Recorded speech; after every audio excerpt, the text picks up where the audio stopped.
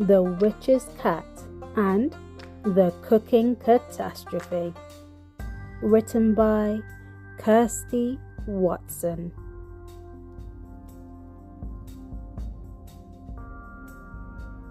One day, a witch's cat found a dusty old cookbook, and it gave him the most marvelous idea.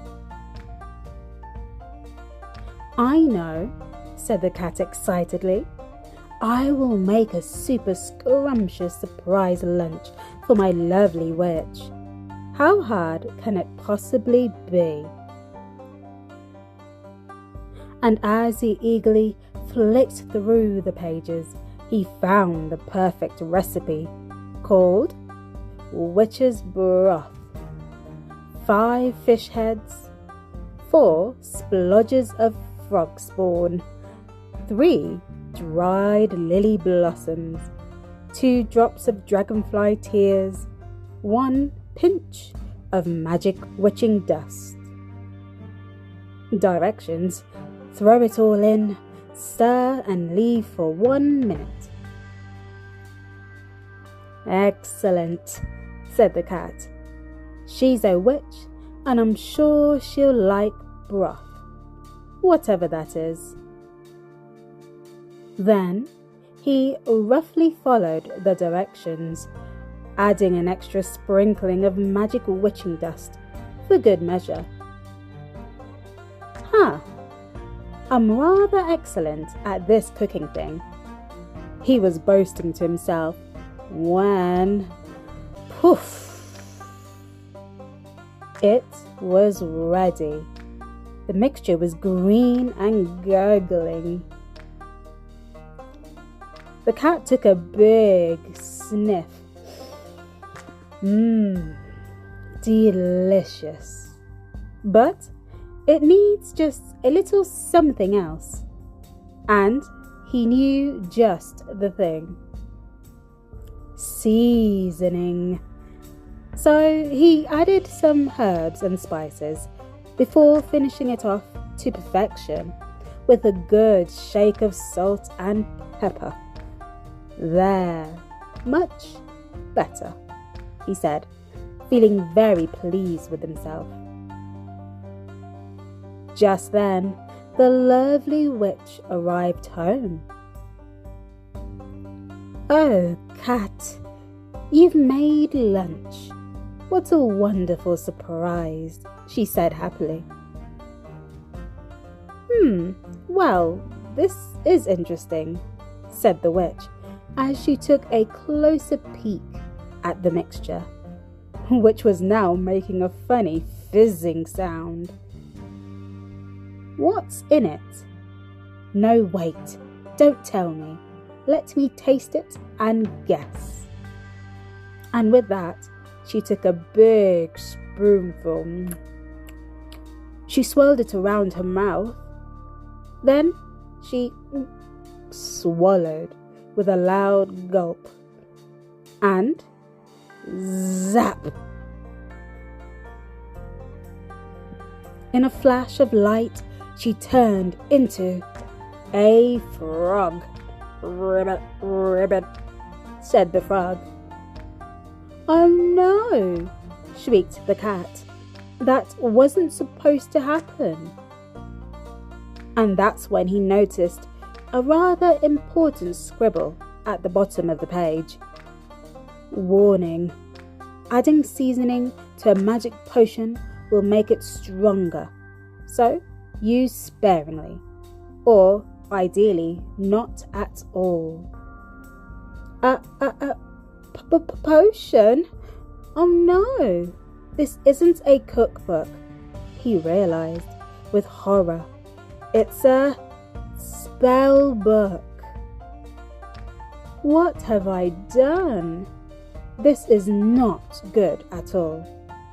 It's a cooking catastrophe, and I need to fix it now.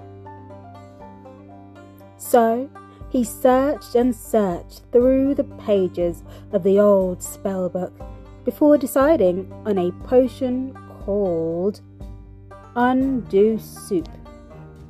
5 cat's hairs, 4 meaty bones, 3 sunny morning dewdrops, 2 stinky old slippers, pu, a pinch of magic witching dust. Directions: throw it all in, stir and leave for 2 minutes. Hopefully, this will undo this terrible mess, he said. Then he set to work on making a new potion, and this time he was sure to follow the recipe to the very letter. Well, almost.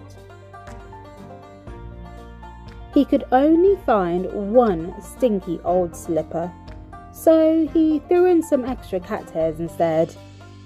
Ha! This potion making seems easy enough. He was just thinking, when suddenly, poof! It was ready. The mixture was blue and bubbling. This time, he resisted adding seasoning before serving some up for the frog. And zap! The frog changed into a dog. Ruff, ruff, said the dog. Oh no, not again, said the cat. I really need to put this right. So he hurried back to the book to find an answer. Aha!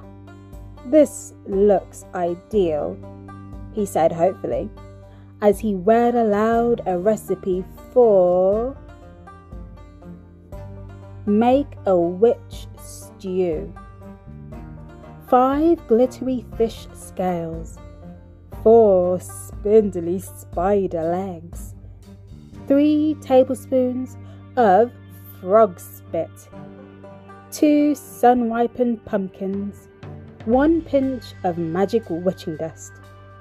Directions: throw it all in, stir and leave for 3 minutes. Ha! Hopefully this will make a witch this time, said the cat, as he followed the instructions super carefully. Well, kind of. There was no frog spit, so he used a smidge of dog drool instead.